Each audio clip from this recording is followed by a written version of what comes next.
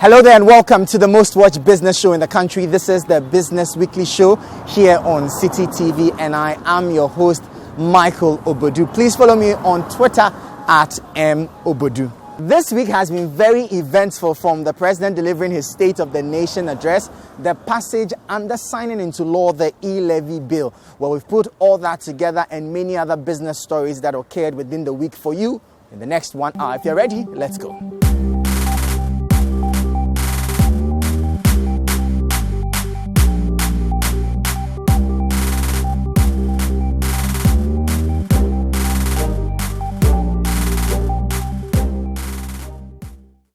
If you had any hopes that the e-levy would not be implemented, then your hopes have been dashed, as the President has already appended his signature to the bill, making it law right after it was passed by Parliament. This means that from next month, we all have to brace ourselves to pay additional charges on our Momo transactions, amongst others.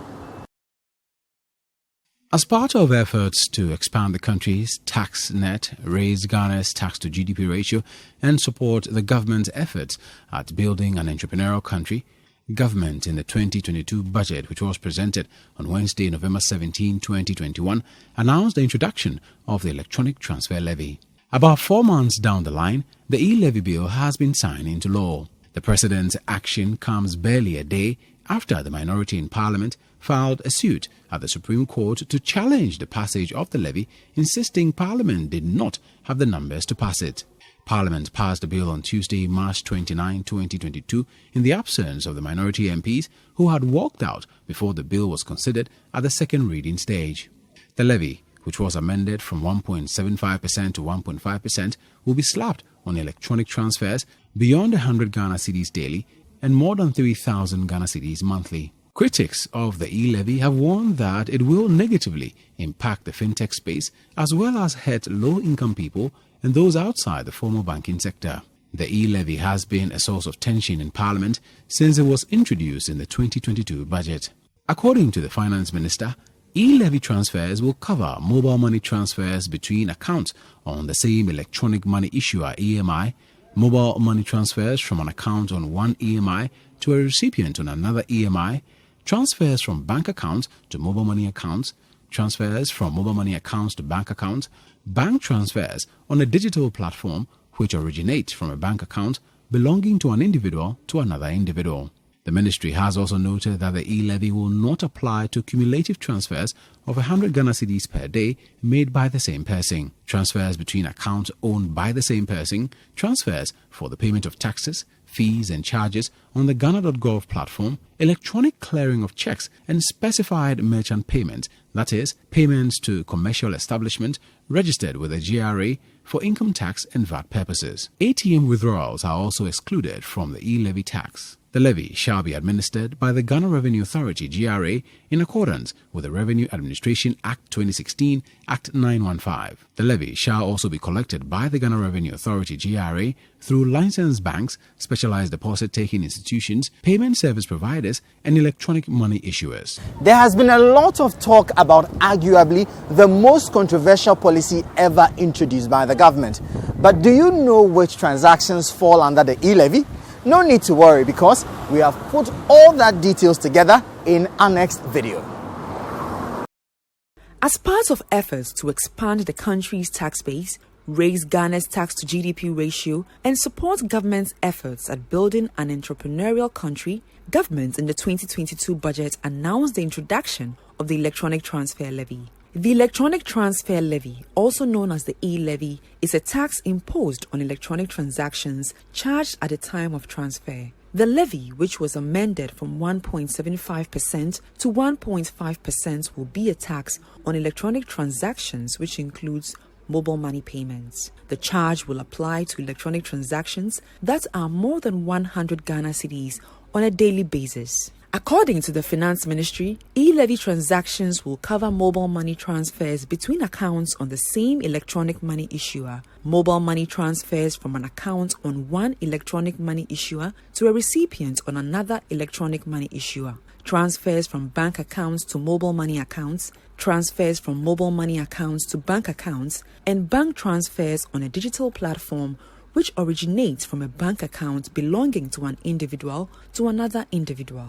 The ministry also noted that the e-levy will not apply to cumulative transfers of 100 Ghana cedis per day made by the same person, transfers for the payment of taxes, fees and charges on the Ghana.gov platform, electronic clearing of checks, and specified merchant payments, that is, payments to commercial establishments registered within the Ghana Revenue Authority for income tax and VAT purposes. ATM withdrawals are also excluded from the e-levy tax. The levy shall be administered by the Ghana Revenue Authority (GRA) in accordance with the Revenue Administration Act 2016, Act 915.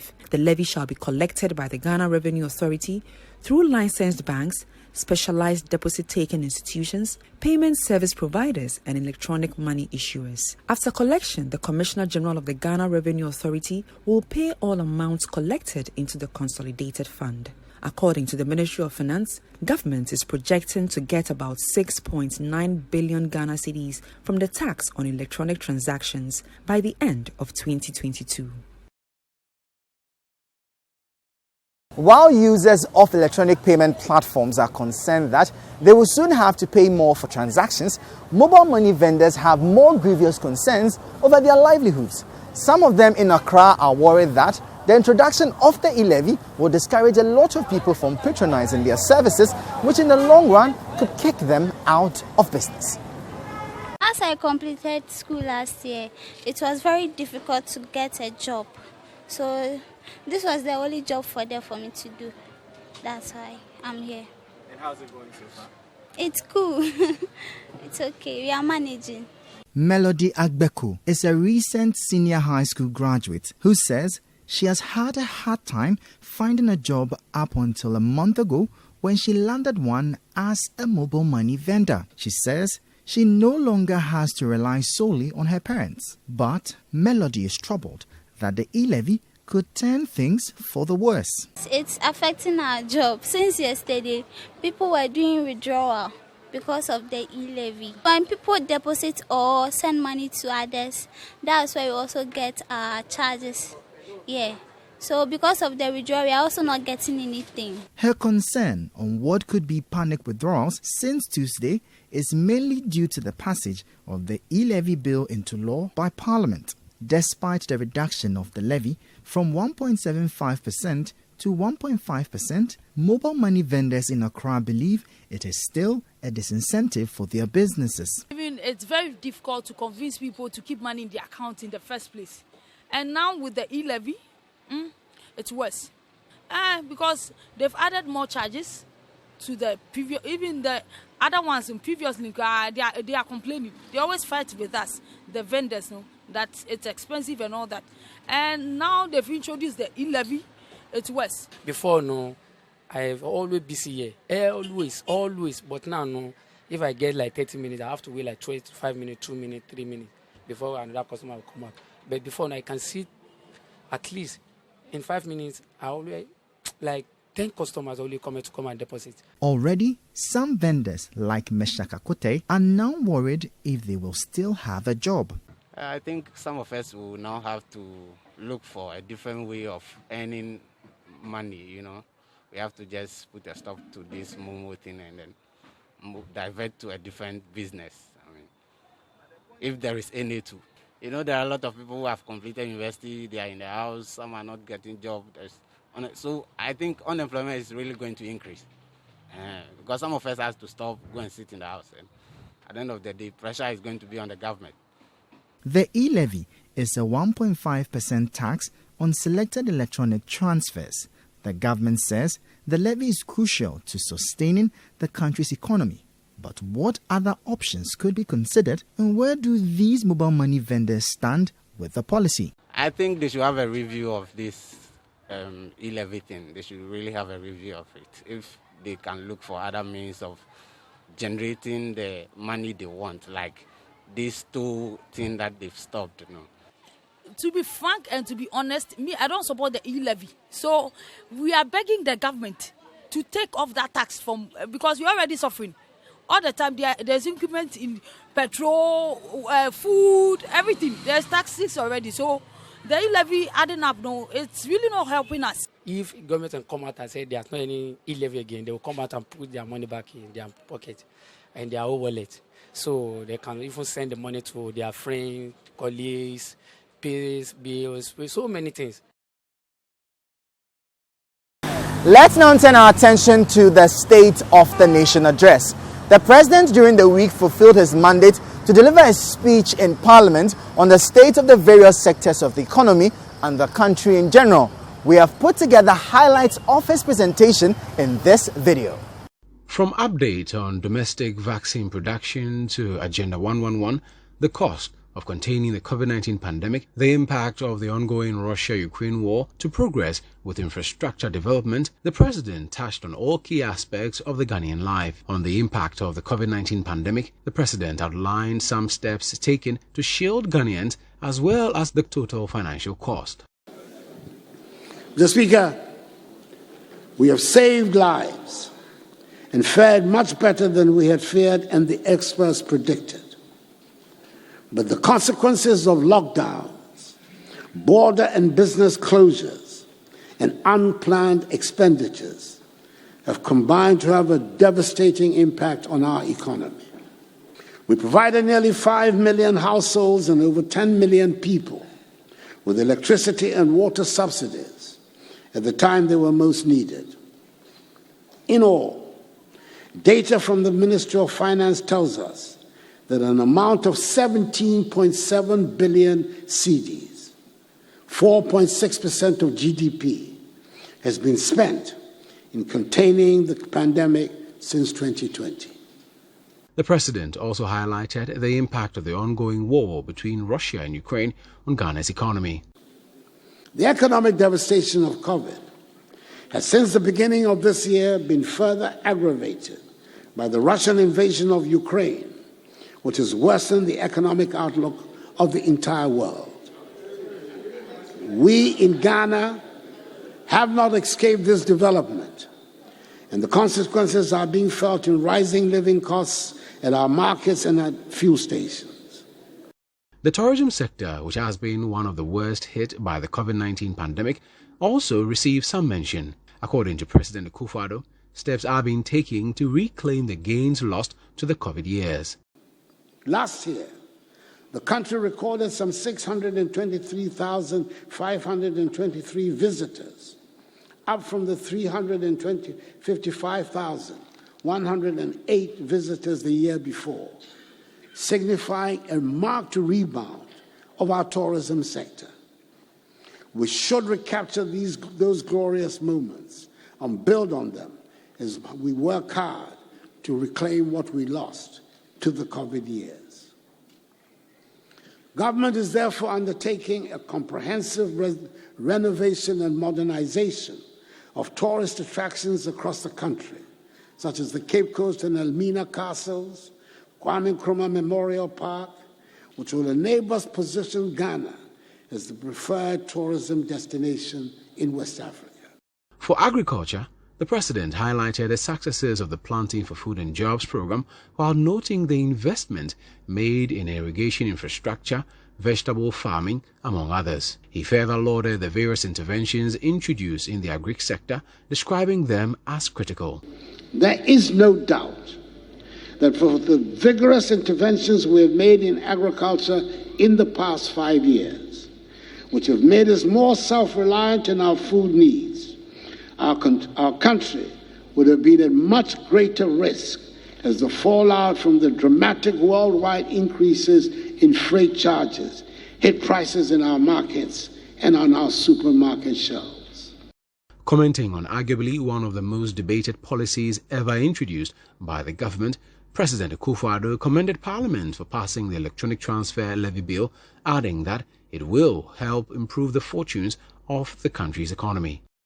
Mr. Speaker, despite the protracted and sometimes acrimonious nature of proceedings, I'm happy that the House has finally found it possible to pass the e-levy bill. I believe strongly the levy is going to make a significant contribution to revenue mobilization and the management of the national economy. And I want to thank members of the House for making this possible. Some stakeholders have been reacting to various points raised by the president in his State of the Nation address. Some do not agree entirely with the presidency's perspective on some of the issues raised. Ghana declined from the 78th position in 2016 to the 82nd position in 2021 on the Global Food Security Index published by the Economist Intelligence Unit EIU. For some stakeholders, the decline on the index reflects a failure of agricultural policies under the Akufo-Addo administration, particularly the Planting for Food and Jobs program. While government has consistently touted the progress made in the agriculture sector due to its interventions, issues such as a lack of poultry feed for poultry farmers, expensive fertilizer, and rising food prices, among others, which is reflected in Ghana's high food inflation numbers, has got stakeholders in the sector concerned. President Akufo-Addo, during his State of the Nation address on Wednesday, March 30, 2022, touched on different aspects of Ghana's agriculture sector. The president touted the gains made under the Planting for Food and Jobs program, investments made in multiple irrigation infrastructure, vegetable farming, as well as progress with storage facilities, among others. While lauding the government for some of the interventions and progress made, the General Secretary of the Ghana Agricultural Workers Union, GAO, Edward Karewe, disputed the claims of food production sufficiency by the president and said government was either in denial or being economical with the truth.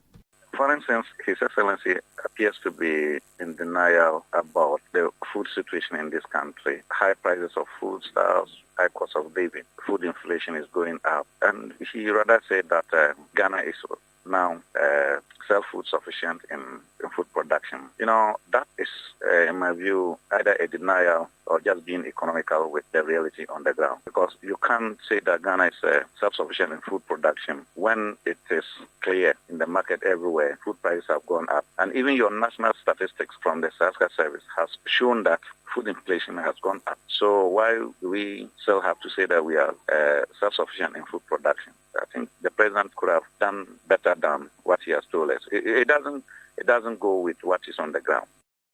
Economist with Data Bank Courage Mate is also urging governments to be accountable in the quest to reap maximum impact of the interventions and cost-cutting measures rolled out to revive the economy. If you look at the range of cuts that were implemented, I believe the government was really painstakingly announcing these cuts, because these are cuts that you see being introduced or announced in other areas other than what you find in the budget that you can relate to. So you see salaries or fuel coupon of government appointees being cut, as opposed to announcements of, say, I'm cutting capex by this amount, I'm cutting goods and services by this amount, which can be directly traced to the budget. So in the end, the market will only want to now rely on accountability to see whether these announcements are reflecting in the fiscal numbers. So the watchword for me, or the key word for me, would be accountability. And we'll be looking forward to that in the July mid-year budget review, because as things stand, you can see that there is a signal or commitment to manage and control expenditure, but as to whether we can really place a finger as to how this impacts the general expenditure and how we can be sure that it has been done, well, it leaves a lot of questions. But of course, it is good to see this commitment. Still on the State of the Nation address, the Ghana Chamber of Construction Industry has described the recent announcement by the president that 10,875 kilometers of roads have been constructed in the country as unfortunate. Chief Executive Officer of the Chamber, Emmanuel Cherry, believes the statement was misleading, as many contractors are still awaiting payments to complete road projects. He believes the president was ill-informed and the culprits must be punished. But if the president should come out and single out that he has constructed, has started and finished a new road, 10,000 plus kilometers, it's untrue. You see, because they were jammed, they came out trying to justify the equation as we speak now, which is very right. But why should they put the president to the spotlight? They are making the president, losing credibility in the eyes of the public. They're making a fool of the president. President must crack the whip. Somebody must be punished for this particular error, because presidency is not a child play. Before a president comes out to speak on behalf of the entire Ghanaians, he knows exactly what he's saying. So if a ministry should be misleading the presidency, then something must happen to that particular person who has been found doing this. Honestly speaking, if we should tabulate or put together all the reshaping potholes, feelings and what have you, all those things, if we should put them together with a new road contract being signed about, if we talk about that, then we have something to discuss. But if you should tell us that new road starts from beginning, from scratch to end, it's untrue. So therefore, now the challenge is the president in this book, they have awarded a lot of contracts. But the problem is most contractors are home because they are looking for money to go and start the work and finish.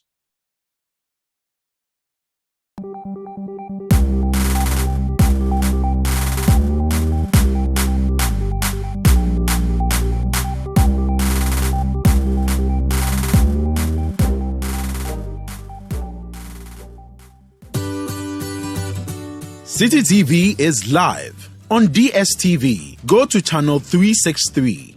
On GoTV, access City TV on channel 182. On a digital TV, please press the menu button on the remote control and run a new search on your TV. Take note that without an antenna, you cannot access City TV on your television. City TV can be accessed on a free-to-air digital box like the GoTV and Star Times box. City TV, it's your world.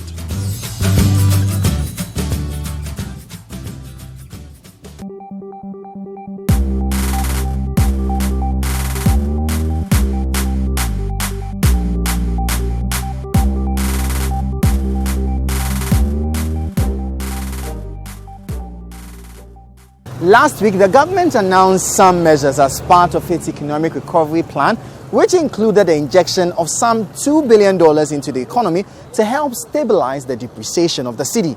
The idea has been welcomed by some groups of people. However, others believe it is not a sustainable approach. On 24th March 2022, government announced that it would pump an amount of $2 billion into the economy to curb the depreciation of the cedi. This was part of measures by government to mitigate the hardships faced by Ghanaians. According to the Bank of Ghana, the cedi has depreciated by about 14% within the first quarter of the year. I am here at Abosokai, one of Ghana's major marketplace for auto parts and accessories. The spare parts dealers here are among those who usually buy currencies in order to import their goods. But what do they make of this move? Clement Boateng is the president of the Abosokai Spare Parts Dealers Association. The cedi problem, has been a big problem to the business community because whenever the cedi falls, it means anytime you go in for the foreign exchange, you need it, to top up. The pumping of the $2 billion is a short-term measure. It will save the situation, within the shortest possible time. Well, I can tell you, even the mere announcement of the government injecting or trying to inject 2 billion cedis in the system, as $2 billion into the system, has even begun, to have some effect on the rising of the dollar. Because last week it was about 8.5, 8.6 thereabout. Currently, it is about 8.1, 8.15 thereabout. So we know that the minister said government is forming a consortium with the banks to raise this 2 billion. As I'm talking to you now, I don't know whether the currency has hit the system or is about to hit the system. If it hits the system, I know that it will have an impact, but it will be the shortest possible time.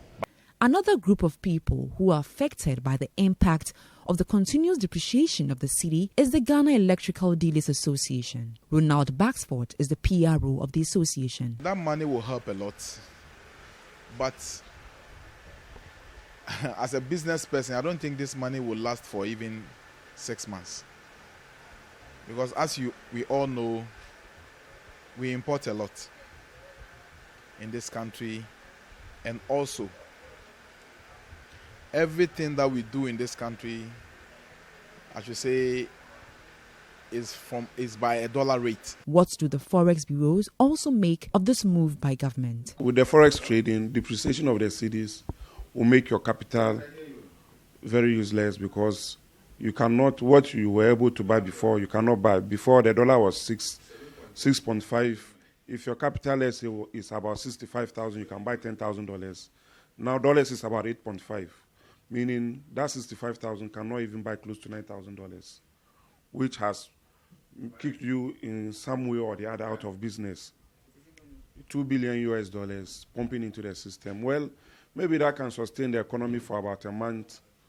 That is my personal opinion. From what I know, 2 billion will just sustain about a month, because when two businessmen or two companies, they can easily absorb that money, and then the dollar scarcity will hit the system again. So they should find natural measures to put in place rather than these artificial measures. At the last monetary policy press conference, Governor of the Central Bank, Dr. Ernest Addison, stated that as part of its medium to long-term measures to help the local currency, government was looking to review the retention agreements with oil and gas companies in the country. But what other options could be considered? The major one has to do with government or the Bank of Ghana, in conjunction with the local banks here, establishing a partnership bank in China, so that we pay the cedis here.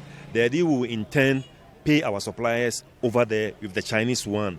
In that case, we will not be bothering of having to take the scarce foreign exchange here to China, or even making transfers through the banks. We will pay the cedis, and then they will in turn pay our suppliers over there with the Chinese yuan. If they are able to implement this solution, it will go a long way to help us on this situation that we find ourselves. What I feel that the central bank can do to save this situation is, one, the central bank should allow forex bureau to start doing transfers through the banks. And the second part of it is they should make sure that almost every trader that imports things or exports things should show the transaction that they did through either the forex bureau or the bank before they can clear their goods. If they do that, they will definitely stop those paramarkets from operating. The forex industry is a free market, so the system is free to allow the rate to determine itself. So government should come in and at least put out their voice that, okay, this week dollars should be selling at this price, dollars should be selling or buying at this rate. At least those can help. But you leave the market for people to do whatever they want, then everybody will quote their prices, because people, they only know where they go and get their dollars from. So when they bring their dollars in, they'll sell at whatever prices they want. The president gave his 28th COVID-19 update to the nation, and he announced the removal of some COVID-19 restrictions. These were measures put in place during the outbreak of the pandemic to help control the situation, from border closures to restrictions in number of persons who had to attend events and the like. But this latest announcement by the president has been highly welcomed by some industry players whose businesses were impacted by these restrictions. Hoteliers are part of this group, and they are still trying to find their feet since the pandemic struck. Many businesses commence operations with a lot of optimism and with the hope of cashing in soon to make up for their investments. But that was not the same for Thea Villa Hotel. Christopher Sekumbonzi is one of the managers of the facility. Well, as a new hotel, we were hoping that things will kick off right at starting. But immediately we started, COVID came and there were restrictions. So business was down. And then as it was lifted and we started operating, business has been on and off. Sometimes we stay here without any guests. At times too, people come but not much. So business has been on and off, sometimes very, very bad. At some months, we don't even hit our target, not even up to a quarter of it. On Sunday, March 15, 2020, President Nana Addo Dankwa Akufo-Addo, in the national address, banned all public gatherings, including conferences, workshops, funerals, festivals, political rallies, church activities, and other related events as part of measures to stop the spread of coronavirus in the country. These ground to a halt the businesses of many players in the tourism and hospitality industry that thrived on such activities. Samson Masha is the Group General Manager for Alisa Hotels. Of course, business was low, especially during the peak of the pandemic, that is in May 2020. We had to downsize, and we had to actually reduce most of our operations. Conferencing, which our main core business here is conferencing, and that was non-existent for that time. So yeah, we closed part of the hotel as well. We downsized the number of the staff. Some of such businesses were compelled to innovate and diversify their operations to stay afloat. The Coconut Grove Regency Hotel was one of such, and Ralph Aite is the general manager. We plunged seriously into food delivery, where we would cook for people in their homes because, we had lockdown. So we had our now popular full family package, that's whole chicken with assorted rice. And then we had to drop our regular prices on food. We took in more staff to do the deliveries with the motorbikes. So with that in place, we made sure that we had a core team who were propelling the business, making sure that nothing went wrong, because definitely we knew this was just for a period. Vaccines have been rolled out nationwide, and things were gradually picking up as they proved to be effective. But this recent announcement by the President on Sunday, 28th March 2022, appears to be a game changer. All in-person activities, such as those that take place in churches, mosques, conferences, workshops, private parties and events, cinemas and theaters, may resume at full capacity as long as the audience and all participants are fully vaccinated. Hand washing and hand sanitizing points should be made available at these venues. Many people are ecstatic about the new directive, but what does it mean for arguably one of the worst hit sectors since the pandemic struck? For us hotel operators, this is a very great news because we're hoping that some of the restrictions will be lifted so that business will start moving forward. So as it has been the restrictions have been lifted, we are hoping that our customers or our clients will start trooping in and business will start moving forward. As hoteliers, this is very good news. It's very good news because, at the peak of this pandemic, the midst of it, the numbers that we could first of all accommodate due to social distancing in the conference rooms, where a hall maybe could take 100, you have to cut it down by half. And that means a lot when it comes to the aspect of the revenues. Even though hoteliers are glad about the removal of the restrictions, some say they still will not let their guards down. But with the lifting of some of the restrictions, for us it's good news. But for the staff, we'll continue with the protocols. We won't compromise on the protocols regardless, because this is something that's still lacking around. So, but with regards to our clients, same, we'll still go through the protocols, the regiment, but we can't force them to wear masks if they don't want to, because it's not mandatory.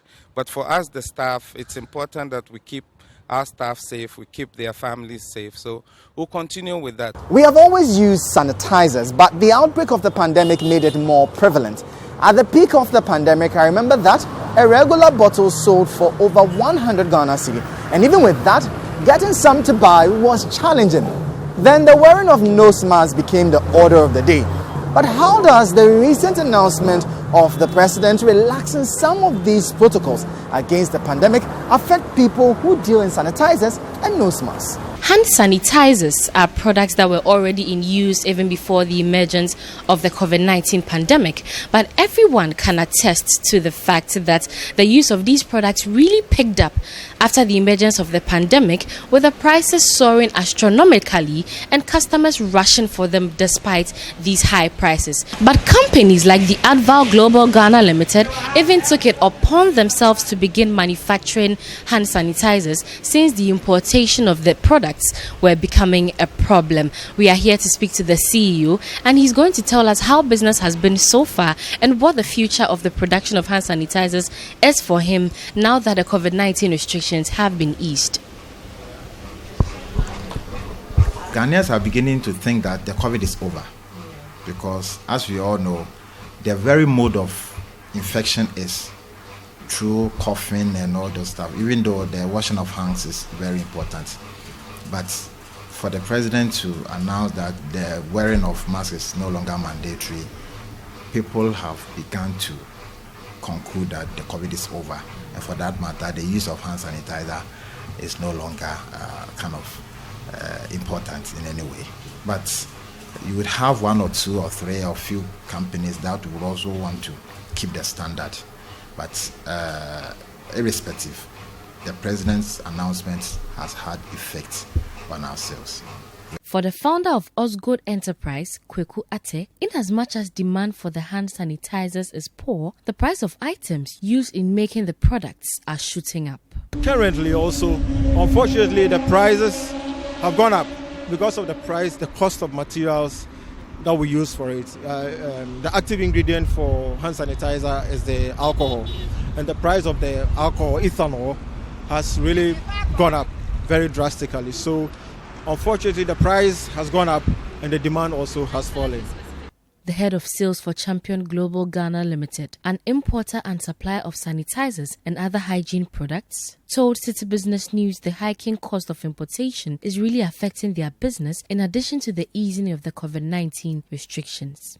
2021, people were adjusting, so the sales level was dropping. And then 2022, it has been like that. And with the COVID season, people also decided to experiment and then make their own solutions for themselves. So that too didn't really help sales that much, but it was good within that period. Prices keep soaring, especially with the current economic issues that the whole world is facing. So prices are not the same. And aside that too, clearing goods at the port too would definitely have some margins being increased. So for us, the prices, importation, clearing of goods, everything is on the high, which will definitely affect us also.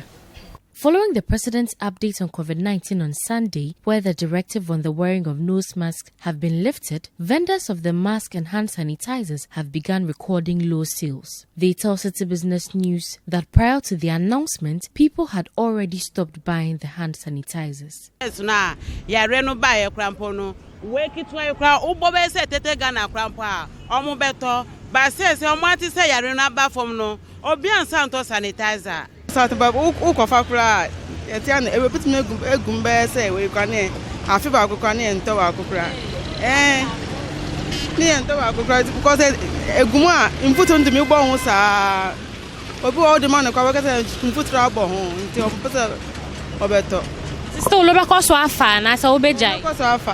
What then is the future for these businesses? Will they keep selling the hand sanitizers or not? I believe that most corporate offices, most individuals have gotten to adopt the culture of hand hygiene. And for that matter, we are going to continue in the manufacturing of hand sanitizer. Just that we have to be, in moderation. We need to check what the market demands before we manufacture. Importation too, we wouldn't stop because there are few people who would also want to use the foreign type. Just that it would be our wish that all of them would accept the locally one, so that it would also help, in our industry.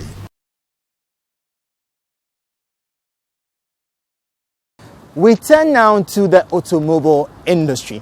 Wouldn't it be nice to pull up in a tear rubber car? I'm sure this is the fantasy of a lot of people, but the harsh reality of the cost of these vehicles dashes these hopes. But all that might change soon, as President Akufo-Addo has disclosed that the government plans on establishing a vehicle financing scheme aimed at supporting the purchase of locally assembled vehicles. This move, according to the president, is to reduce the importation of vehicles and the heavy reliance on second-hand cars.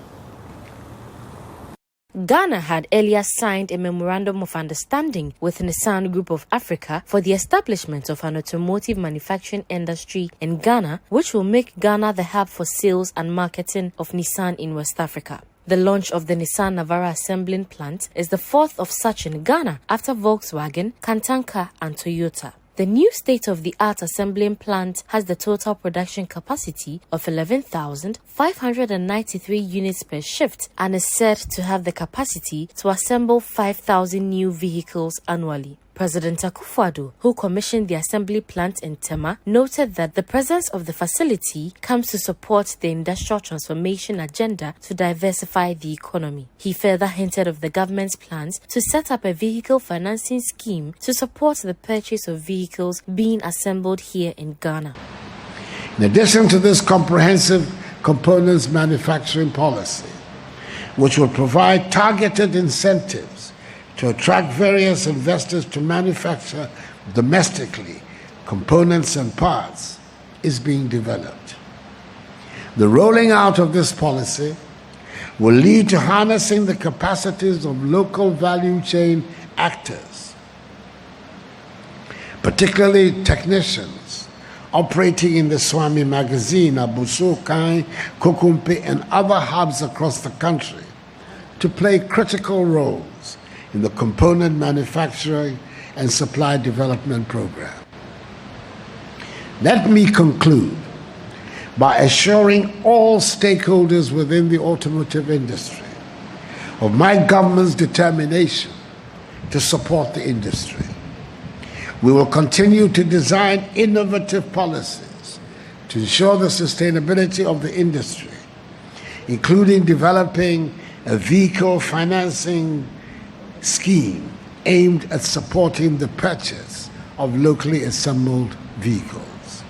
Meanwhile, the Minister for Trade and Industry, Alan Martin, is optimistic that the setting up of assembling plants in Ghana is going to attract more foreign direct investment into the country. The other reasons why we believe that the auto industry will bring great benefits to our country.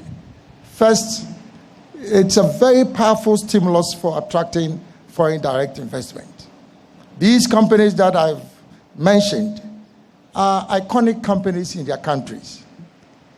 In Germany, if VW moves, other German companies will move.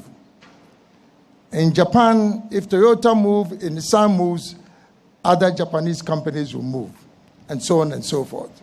So we believe that this is not just going to bring investments in the auto industry into our country, but will also bring other investments that will support the development of our economy. Meanwhile, Managing Director of Japan Motors, Salem Kalmoni, is hopeful that the government will now fully implement the Ghana Automotive Development Policy after having identified vehicle assembling and automotive component manufacturing as a strategic anchor industry for its 10-point plan for Ghana's industrial development. Our pickup assembly line is able to assemble 6,625 units per shift per annum, while the saloon car line is able to assemble 4,968 units per shift. The plant's production capacity is 11,593 units per shift per annum, but initially we plan to assemble 1,800 units per year. We have begun with the assembly of two models, the Nissan Navara and as contract assemblers, the Peugeot 3008 SUV. We will assemble more models in the future. We're very proud of the caliber of the people that we have attracted to this new assembly plant. Out of 37 technical employees, 30 are university graduate engineers, and others are skilled and experienced employees complementing the technical employees. We are ready to hire more staff as our production ramps up, increasing our contribution to reducing joblessness in this country.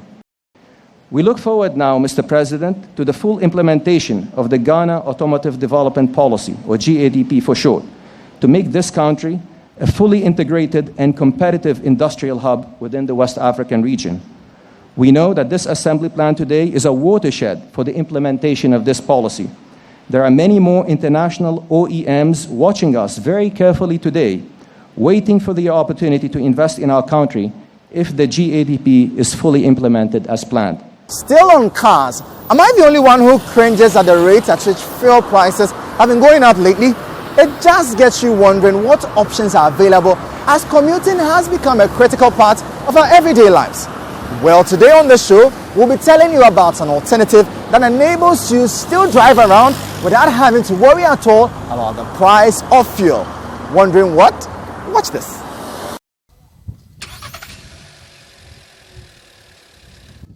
Now that is what an internal combustion engine car sounds like. And that is what an electric car sounds like when it started. Silent. Since 1886, when the first Benz car was made, well, the adoption or use of internal combustion engines has ballooned. Currently, we have about 1.4 billion cars across the globe. Now, out of that number, we have about 10 plus million being electric cars or hybrids. Now, when it comes to Ghana, and you're talking about electric cars, there are about just 1,000 or so, a mixture of fully electric as well as hybrids. Now, the question is, why would anyone choose electric? And if it is so important or so beneficial, what steps can be taken by stakeholders to ensure that its adoption is increased? Well, let's start off by finding out for someone who uses an electric vehicle, Mr. Sanda Abdulaziz, to tell us why anyone should choose electric.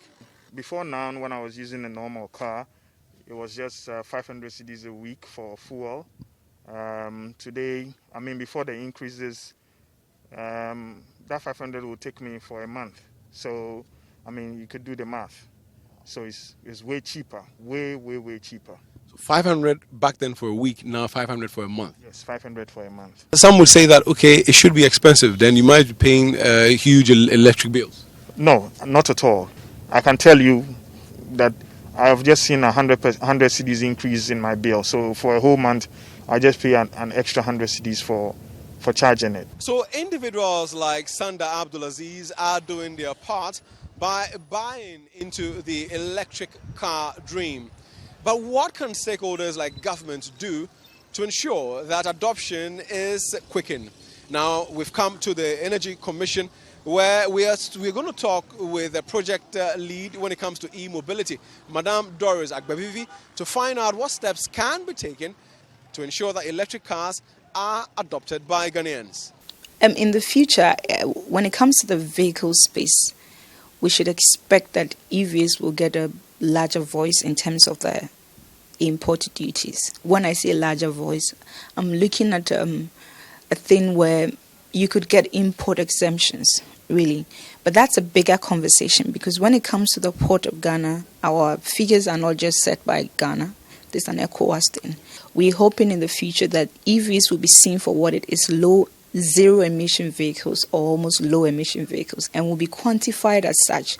So then if an EV is getting 20% at the port, we are expecting that it becomes maybe 5%, or better still, zero import duties for a couple of years. But it has to be done well, because we've had countries where people who benefited from the import exemptions became the car importers, the business people. So they import the cars, get import exemptions, but still slash profit on it, such that what government even intended to do doesn't really happen.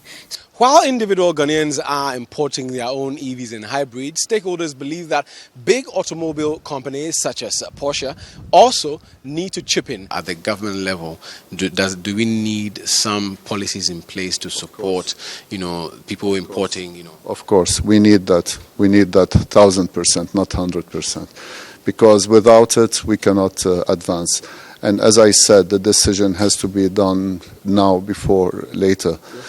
I mean, like all the other countries are doing, they are given incentives in terms of taxation, duty and VAT for the electric cars or anything electric-powered cars to come in. I mean, just if you take into consideration the number, because what's the biggest bill for Ghana? Import bill. It's fuel.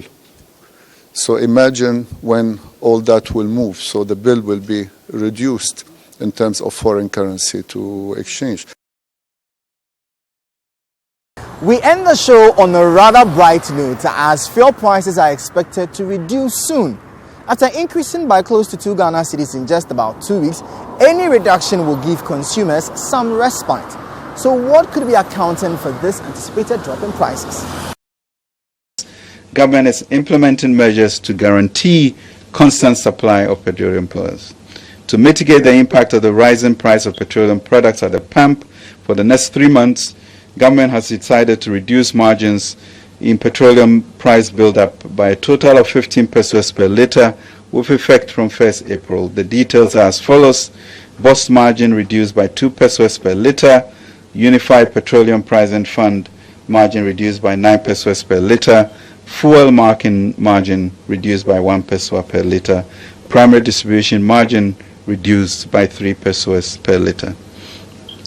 Ladies and gentlemen, these reductions in margins are expected to reduce prices of petrol by 1.6% and diesel by 1.4%. After government, through the Minister of Finance, announced that prices of petroleum products were expected to see a change with effect from April 1, Citi News' checks at some fuel pumps indeed showed a reduction in prices. Some consumers who I spotted were not excited about the efforts made by government. What really could be their reasons? I'm not still happy. It has to go down more. Why do you think it has to go down? I mean, the government has done its best, but at least 15 pesos. Isn't that significant enough? He has done his best, but his best is not enough. Because looking at the rate it went up, it's 15 pesos is still small. So we need it to go down more. How down? How further down do you want? By how much? If he can even do it, maybe 30 pesos addition, it will be better. They need to reduce it down. Because our work, maybe I'll go and take 4,000 goods and I'll come and come out 2,500 and buy diesel. And police for they also call it. And my woman and the children, how am I going to use and feed them? So we are begging present. Actually, I bought 10 liters. I usually buy in liters because that's what the company gives to me. I took about 10 liters. I didn't really check the price, but looking at it is about 9 cedis. Is it 40 something pesos? I'm not really keen about knowing how much it costs because it will just blow my mind. Okay, but at least it has seen a reduction from what you used to buy previously. Exactly, but the reduction is very minute. If we are getting, reduction the same way we are getting increments, then I think that will make a lot of sense. But we are getting reductions at very little fractions and then increment at high fractions. It doesn't really make sense here. But I'll be happier if globally it is reduced. And when it is reduced, we also get that kind of same reduction over here than when it reduces, then we still remain at the same price. But when it goes up again, then we're also going up. But if it comes down, we all come down to the level at which it is reduced globally. And if it goes up again, so it should be that kind of swing. Let us keep on, having it up and down. Head of Research at COPEC, Benjamin Insia, explains what accounts for the reduction, while adding that consumers could experience further drops in prices at the pumps if government takes off some other taxes. There are 4 things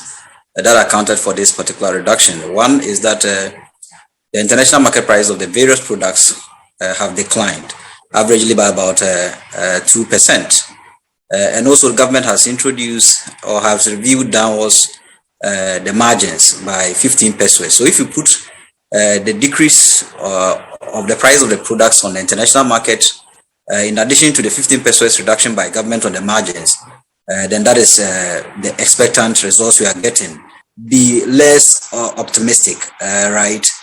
Because if you look at the data we are looking at, we don't see any further price decline in the second window of April.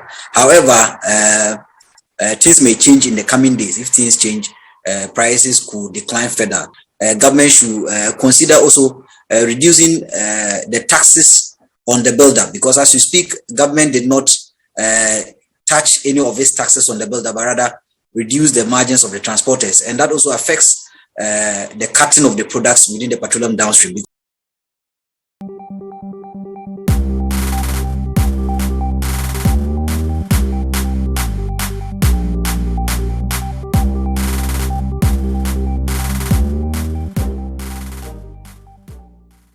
Well, our time is up, and thank you for tuning in to the most watched business show in the country. This is the Business Weekly Show here on Cedi TV. My name is Michael Obodu. Please follow me on Twitter at @mobodu. For regular business news updates, our website citybusinessnews.com is there for you, and the business dashboard, which airs on Cedi TV at 10 p.m. sharp every weekday, with a repeat the following day at 7 and 10:30 a.m. Catch you same time next week. Stay safe, stay informed, and bye-bye.